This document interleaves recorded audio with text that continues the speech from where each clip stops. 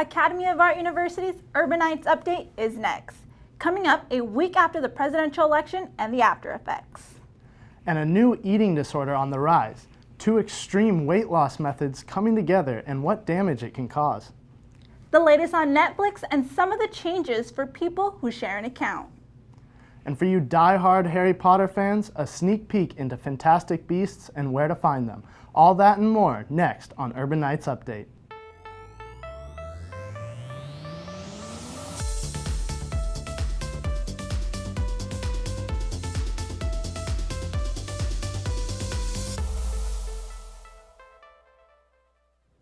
Hi everyone, and thanks for joining us at the Academy of Art University's Urban Nights Update. Christian Sprague is with me. I'm Priscilla Mora. Since Election Day, anti-Trump supporters have been upset with the result of the past election. This past weekend, protesters hit the street for the 5th day in a row. They have hit big cities like New York City, Los Angeles, and even here in San Francisco. Protesters are upset about Trump's policies on immigration, healthcare, LGBT rights, and other issues. The LAPD and SFPD are on standby as local schools and colleges have threatened to walk out and hit the streets. However, according to some police stations, the protests are beginning to dwindle, but there is no certainty as to when the protests will end. Documentary filmmaker Michael Moore predicted Trump would become our nation's 45th president. Although an open supporter of Hillary Clinton, Moore believed Trump also won the first presidential debate. But now, despite those claims, Moore thinks Trump may not last his 4-year term, with statements about the new president being narcissistic and only thinking about what's best for him, characteristics that will ultimately lead to Trump's own demise. Donald Trump has repeatedly vowed to appeal Obamacare. However, just a few days after the election, he sent out signals that he might keep the two most important aspects of the Affordable Care Act. He indicated that he would like to keep the part that forces insurance to cover people with pre-existing health problems, and the second part is where parents are allowed to cover their children until their mid-20s. According to various healthcare facilities, they are unable to plan a strategy for the future until Trump makes his final decision about Obamacare. On top of worrying about school, deadlines, jobs, and so on, students may need to be watching their health a little more closely. Since students aren't provided health insurance, those without may be at risk. Our very own Jade Evans has more on this dilemma. Students come to Academy of Art University from all over the world, but there is just one problem: if they have any type of medical issue, will their insurance be accepted in San Francisco? Most students have health insurance, but it's not accepted by doctors, dentists, or pharmacies in the city, so they are forced to wait until they go home to get treated or to buy over-the-counter drugs. Even though students come to the emergency room to get free help, they still have to pay out of pocket, and the doctors that they are referred to are very expensive. This is Caitlin Strassman, and she has been subject to not receiving medical help because her insurance isn't accepted in San Francisco. My medical insurance has really hindered me in getting help out here. I would say that I'm very limited to a certain area, and the areas that do treat me are very expensive, and again, there's only so many places you can go. So right now for me, since I've been sick for a very long time, the doctors have just been kind of sending me to other doctors, and they're very small-time doctors, granted, but these small-time doctors that treat you are also a lot more expensive than going to see someone that you would normally see at your own medical facility at home. Since I'm a college student, it's hard to afford to go to the doctor, so one of the challenges you have to face is, do you get up and do you go to the doctor, or do you just try to push through it and hope for the best? Which, when you're a part-time worker and then you're going to school full-time, it's hard to balance that. And then on top of being sick, if you can't afford to go to the doctor, I mean, forget about it. Your life is just a mess. This is Jade Evans with your Urban Nights Update. This isn't the only issue it seems students are faced with. A phenomenon known as drunkorexia is on the rise as well. University students are substituting alcohol for food. Students are either avoiding food the night before binge drinking or putting themselves through an intense workout right before drinking. These actions are meant to help people get drunk faster and reduce weight gain. A recent study organized by the University of Houston discovered that 80% of college students had matched in drunkorexia-related behavior. The long-term effects of this trend are advanced eating disorders, liver, heart, and brain damage, as well as a few other serious effects. Many young adults seem to make decisions that contradict themselves on trying to stay fit. Vanessa Salas went out to find more. In San Francisco, many people in their 20s seem to work out and eat healthy every day. Many of these people enjoy their weekends at local bars consuming alcohol. According to bodybuilding.com, alcohol consumption hurts the muscle growth and lowers your workout intensity by 20%. A survey on the National Post said 60% of the people drink in the weekends and 30% drink throughout the weekdays. Devontae Winfrey is a local San Francisco resident who enjoys working out and occasionally enjoys drinking on the weekends. I typically work out about 6 to 7 days a week, on average. Yeah. Pretty dedicated. I've been pretty consistent with everything I've done, like the last couple of years when it comes to fitness and like dieting and stuff like that. So I'm pretty well committed to it. Yeah, whenever I drink alcohol, I don't really think about it too much because it's 100 calories in one shot of Hennessy. So by that time, you can't really count what you're gonna intake. So at that point, I just let it go. I've actually known Devontae for a little over a year now, and I know the guy really loves to work out. I mean, that's exactly why he works at a gym. Kind of comes with the lifestyle of, you work at a gym, you're gonna eat and breathe gym life. He's in the gym about 5 to 6 days out of a 7 week. But occasionally he likes to drink, he likes to go out, he likes to go to clubs and bars, and that's about every 2 weeks or so on the weekends, and I know he likes to have a little fun, so. According to Nerd Fitness, alcohol generally contains a lot of liquid calories that can be consumed without realizing it. Generally, most of the population seems to not care about the calorie intake they are drinking in their alcoholic beverages. In San Francisco, Vanessa Salas, Academy of Art University's Urban Nights Update. Working out is always the best way to live a healthy lifestyle, regardless of what you eat or drink. A new study by North Carolina State University shows that women who are undecided about what to study in college tend to gravitate towards sciences. The number of women in the STEM field are low, and this may be to a lack of STEM-based classes in high school. According to Joy Gales, recruiting women to these jobs is leaky, but intriguing this group of women earlier may raise the number of female STEM majors in the future. Flowers are everywhere, and we buy flowers to put in the living room or as a gift to someone, but what is the meaning of different flowers? Our reporter Na Lee has the story. Flowers are representative of love, friendship, and family. However, the meaning of each flower is different. Everyone knows the roses mean romantic love. You can give your lover. But how about the other meanings of flowers?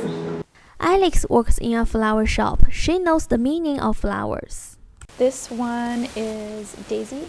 It means like innocence and childhood and fun, playfulness. So a lot of the time people buy it for their friends or for a birthday or a happy occasion. Congratulations. And this one actually is called peony, and the meaning is a lot of people don't know it because even though it's a very beautiful flower, it means anger. And a lot of people have this in their wedding, but they don't know the meaning, I think. We know some meaning of flowers. How about the meaning of different color flowers? The color of the flowers to special meanings. Some of the most common would be white, which is related to innocence and purity. Yellow, we often relate it to joy, happiness, and friendship. The color red, it's pretty obvious related to romance and love and showing affection for someone. The color green, it can mean good luck, good health, and well-being. And we have the color purple that is very common for sympathy arrangements for funerals. Now we know about meanings and symbols of emotion for flowers. You can make good gift for everyone. In San Francisco, I'm Nali, Urban Night Update. If you want to know more about the meaning of flowers, you can check the website www.aboutflowers.com.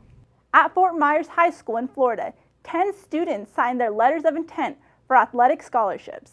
7 of the 10 earned Division I scholarships. Fort Myers High has maintained their status of having an elite athletic program in the state. Throughout the NCAA, it has become typical for athletes to leave early for the draft or to go to school strictly to turn pro. But here at AAU, they may have to tap into a side of athletes that they never knew they had. Our reporter William Pettis goes into more. Over the past decade, the NCAA has seen the trend of Division I athletes come in and have an outstanding freshman or sophomore season, then declare for their respected sports draft. The main sport affected being men's basketball. Since 2010, men's basketball early exit athletes have only been drafted from 6 major schools in Kentucky, Duke, Kansas, Arizona, and UCLA. According to the NCAA, percentages for kids going pro is as follows. In football, 256 players are drafted right out of college, with 1.6% of them actually being a pro. In men's basketball, 46 players are drafted after college, and 1.1% of them being pro. In women's basketball, a merely 33 players are drafted, with 0.9% of them being pro. In baseball, 738 players are drafted, with a chance of 9.7% of them becoming pros. With men's hockey, 60 players are drafted, and 6.6% of them have a chance of becoming pro.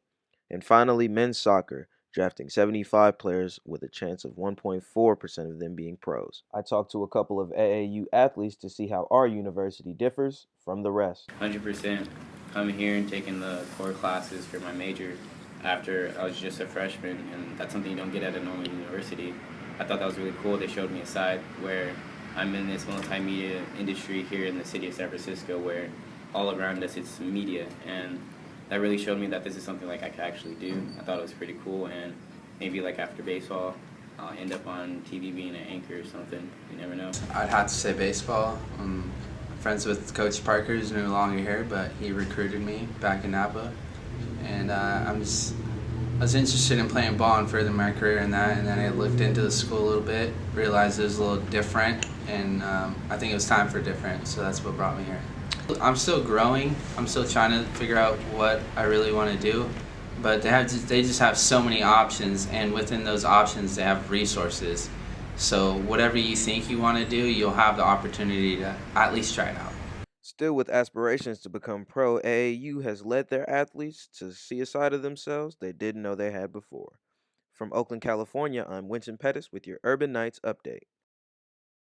Here at AAU, we have had 3 players be drafted into the MLB. Today in sports, Vanessa Salas has updates with Academy of Art University men and women's basketball teams and more. Thank you, Tate. Welcome back to this week's sports segment. AAU women's basketball team has been working extremely hard on strengthening their team chemistry.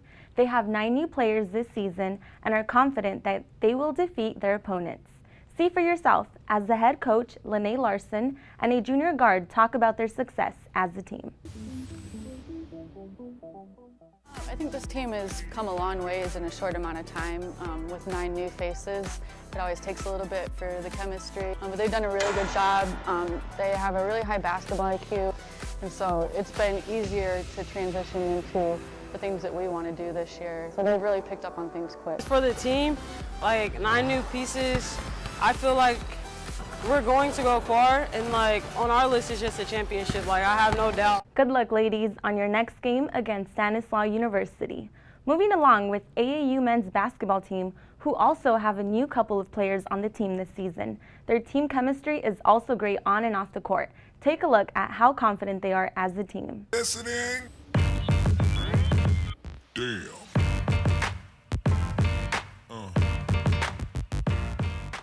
day one, the intensity has been very high. We do have a lot of new guys this year, but they're doing a really good job of taking these concepts and applying them, on and off the court. We want to make sure that we're ready physically. We have bodies this year, and not only just bodies, but we have guys that can actually play and understand the game. So looking forward to guys coming out and competing. We're starting to put it together just in terms of not only playing hard, but playing smart. The men's basketball team won their last game against Stanislaus University, 88-85. Now with more sports news, our Canadian Olympian gold medalist, Balari Ajamale, tells us how excited he was when he found out he was running as anchor in the 2016 Olympics. Once Glenroy told me I was running anchor, I was a little bit nervous, of course, because I hadn't run anchor all year. I've been running second leg even in school. So to be told I was running anchor, I was like, okay, just relax, just focus, the same thing I did in London. So when I got out there, I heard the crowd. Knew my parents were out there, so I was a little bit looking for them, because in London I couldn't even look up. I was that nervous and scared of the crowd. But at the Olympics, I was just like, all right, just take it in, enjoy yourself, go out there, have fun. And then once the gun went, just did what we've been practicing for the last, I don't know how long we've been practicing the relay. And once Brendan was coming into me, I saw him reacted and just went. And I felt, that was probably the fastest I'd felt running. It was so easy for me to run that last leg, and it just felt so efficient to me. And I was happy and proud of how I ran. AAU cannot be any more prouder than to have Balari representing our school. That's all we have for today in sports. I am Vanessa Salas, back to you guys in the studio. Who would have thought that standing still and pretending to be a mannequin would ever become a viral challenge? Reporter Beatriz Martinez has more to share. Black Beatles in the city, be back immediately to confiscate the money. The Mannequin Challenge is a new viral trend.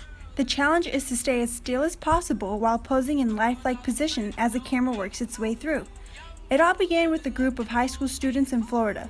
This trend doesn't have a real meaning towards it. However, some are creating ways to send messages through the Mannequin Challenge. Deron Brown, football player at UC Berkeley, has not been a part of a Mannequin Challenge, but plans to. I think the Mannequin Challenge is entertaining. I've seen the Mannequin Challenge being used in political campaigns. Hillary was using it on her jet. I've seen the Black Lives Matter movement use the Mannequin Challenge to get across a message. Did you see what he was wearing? Yeah, a dark hoodie, like a gray hoodie, and we want justice by any means necessary. I think the Mannequin Challenge is unique because anybody can be a part of it. All you need is a group of people or a group of friends. The Mannequin Challenge creates unique competitiveness throughout the nation, being that it brings together large groups to create new and better mannequin challenges.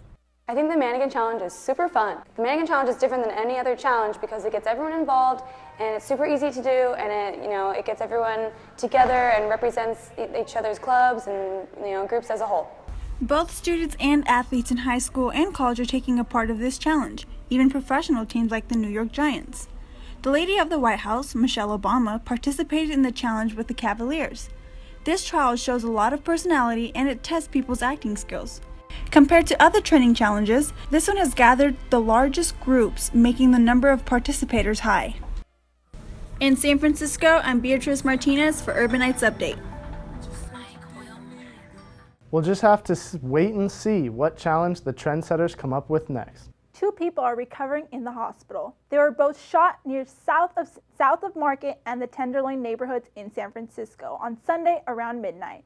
The suspects are large. If anyone has information about the suspects, contact the San Francisco Police Department anonymously at 415-929-9446. Notice, the suspects have guns, so keep yourself safe. Are you thinking of visiting downtown San Francisco?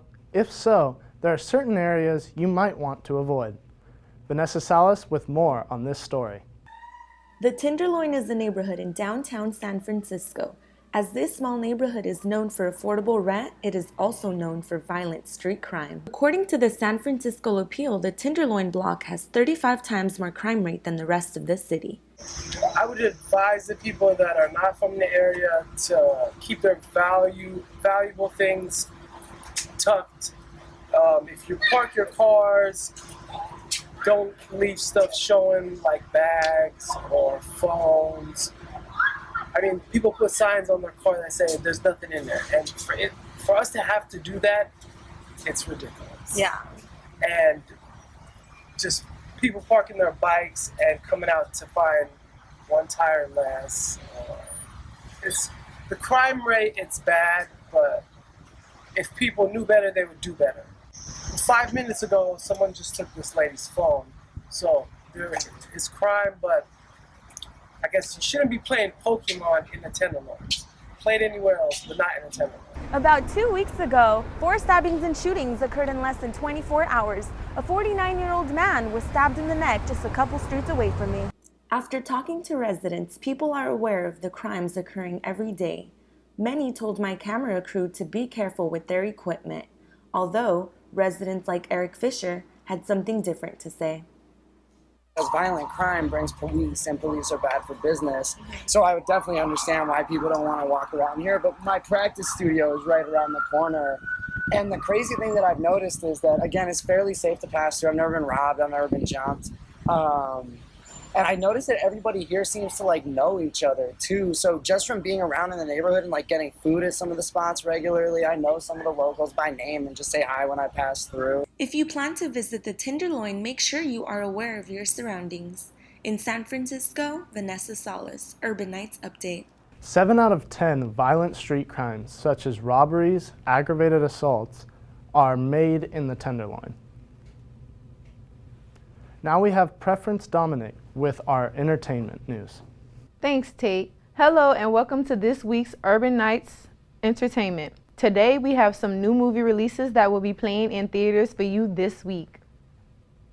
The movie Lion will be in theaters this week. Lion is based off a non-fictional book, A Long Way Home by Saru Brierley. Saru Brierley was separated from his family at the age of 5 and was adopted by an Australian family. As he became older, he begins to search for his long-lost family.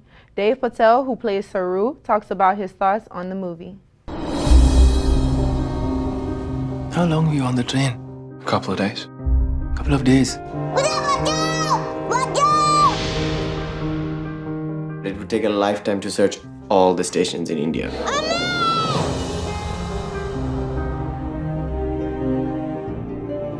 Do you have any idea what it's like? How every day my real brother screams my name. I always thought that I could keep this family together. I need you, Saru. It's kind of a once-in-a-lifetime role. There's no two ways about it. You read the script and I was just a puddle of tears, my whole team was.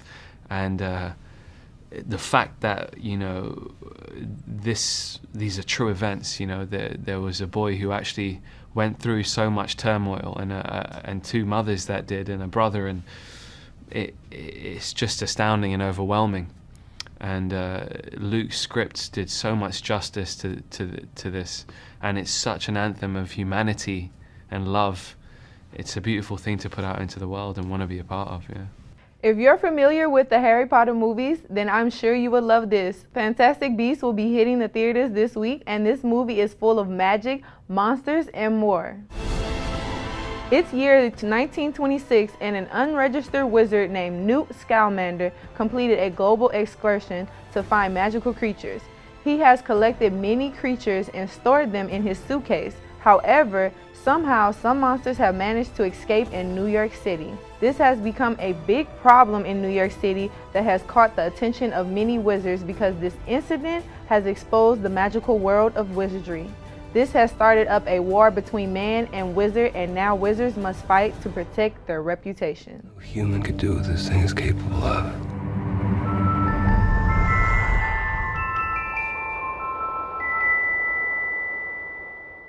I'm sure those will be some pretty good movies to go see. If you're not really into movies at the moment, Lupe Fiasco will be on tour, and he's stopping right here in the Bay Area. He will be in San Francisco at 1015 Folsom Street, November 16th, and he will be having special guests, so you don't want to miss out. For more information on his tour, visit lupefiasco.com. That's all we have on entertainment. Back to you, Priscilla. Thanks, Pamfretz. Up next, we'll be hearing from Linda Camacho, who is sitting with an up-and-coming rapper from the Bay Area. Hello, everybody, and welcome. I'm here with Justin Cagle, local Bay Area rapper. Hi, Justin. How are you doing? Good. How you doing, Linda? Great. I guess my first question would be to ask you, what made you be interested in music and rhyming and lyrics? Well, really, it was just giving a voice to emotion. That's basically where it started. Just speaking what I felt inside and being able to express myself in a different way, and I found my way of expression. So what inspires you to express yourself? Just life in general, people going through the struggle. You know, everyone has their own struggle and their own means of success. So mine is making music, and I'll try to tell a story that people can relate to. So how do you balance like all of this, music with, working full time? I know you have some crazy hours. Tell me about your schedule. It's crazy, but anyone who's dedicated and wants to achieve anything great, you have to be busy, you have to keep your time managed. You should be going at it when you're up and sleeping when you sleep, but 18 hours a day, and just time management, really. That's how you manage it. Yep, can't argue with that. So what projects are you working on recently and you see becoming really successful? Well, currently I'm in a group, Class Act, so we're working on our first mixtape. It's called Tsunami. It'll be dropping on the 1st of the year. We've released 3 singles already for that project. We have a couple videos that'll be dropping within the next couple months, so really the whole rest of the year we have music planned to drop, and Tsunami will be our first major project, and we're really excited about it. It's our first complete project, so we'll see how it goes. Sounds great. Yeah. How many songs do you think you write in a week? I write a song a day, at least. At Wow. least, whether it be just to write or it's something that's going to be put together, but try to write a song a day. Keep the mental juices flowing, For sure. So what would you say to people who are scared to pursue their passion because they don't think they'll make it in the big time? Because I know making it in the big time is 1 in a million. So what makes you think you're going to be that one? Well, first, toss that thought aside and really just set your mind on proving yourself wrong daily. And you should really just set it in your mind that you can achieve anything you set your mind to and work like it. It's really all in the work. You can think you're great, but until you work like you're great, you won't get anywhere. So don't let anyone stop you and work hard. Really, that's all it is. Yep. And that's really it. Just hard work and determination, Exactly. yeah? Exactly. Well, what else would you say to a young person coming into the industry, worried about management and who they can trust with their music? And keep your skin tough, do your homework, school yourself on the aspects of what you need to accomplish, and be able to do it by yourself before you bring someone else in, or you will get taken advantage of. So. Awesome. Thank you so much for joining me. Again, I'm Linda Camacho. Back to you guys. That's all we have for this edition of Academy of Art University's Urban Nights Update. I'm Priscilla Mora. And I'm Christian Sprague. For everyone here, thanks for tuning in. We'll see you back next time.